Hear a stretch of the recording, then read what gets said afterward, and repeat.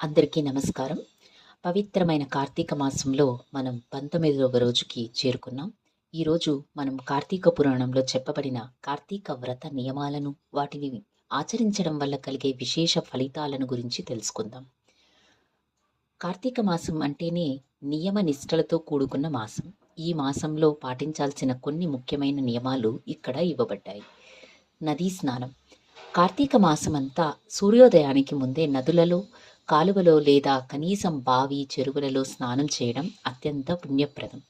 ఇది శరీరాన్ని, మనసును శుద్ధి చేస్తుంది. నదిలో స్నానం సాధ్యం కాని వారు ఇంట్లోని గోరువెచ్చని నీటితో అయినా తలస్నానం చేయాలి. దీపారాధన. కార్తీక మాసంలో దీపారాధనకు ఎంతో ప్రాధాన్యత ఉంది. ఉదయం, సాయంత్రం వేళల్లో ఇష్ట దైవానికి దీపాలు వెలిగించాలి.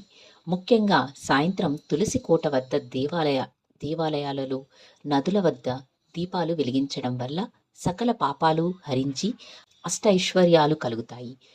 ఆవు నెయ్యితో లేదా నువ్వుల నూనెతో దీపాలు వెలిగించడం శ్రేష్టం. శివకేశవుల ఆరాధన. ఈ మాసం శివకేశవులిద్దరికీ అత్యంత ప్రీతికరమైనది. శివాలయాన్ని, విష్ణు ఆలయాన్ని దర్శించుకోవడం, అభిషేకాలు, పూజలు చేయడం వల్ల అపరిమితమైన పుణ్యం లభిస్తుంది.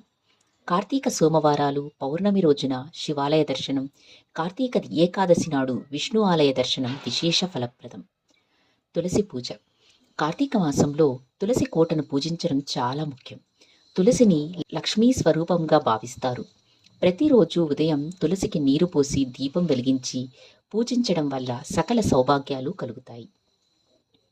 ఉపవాస దీక్షలు. శక్తిని బట్టి ఉపవాసాలు ఆచరించవచ్చు.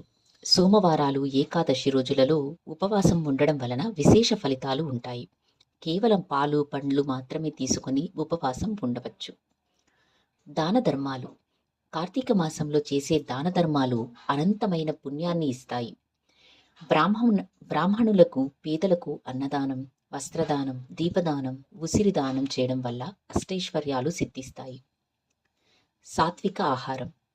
ఈ మాసంలో మాంసాహారం, ఉల్లి, వెల్లుల్లి వంటివి తీసుకోకుండా సాత్విక ఆహారాన్ని మాత్రమే తీసుకోవాలి. నియంత్రిత ఆహారం ఆరోగ్యానికి, ఆధ్యాత్మిక పురోగతికి తోడ్పడుతుంది. భూశయనం. వీలైనంత వరకు ఈ మాసంలో నేలపై పడుకోవడం వల్ల కూడా పుణ్యం లభిస్తుందని పురాణాలు చెబుతున్నాయి. ఈ నియమాలను శ్రద్ధగా పాటించడం వల్ల ఆరోగ్య, ఐశ్వర్య, ఆధ్యాత్మిక లాభాలతో పాటు మోక్షం కూడా సిద్ధిస్తుందని కార్తీక పురాణం వివరిస్తుంది. ఈ కార్తీక వ్రత నియమాలను పాటించి శివకేశవుల అనుగ్రహాన్ని పొంది సుఖ సంతోషాలతో జీవిద్దాం. ధన్యవాదాలు.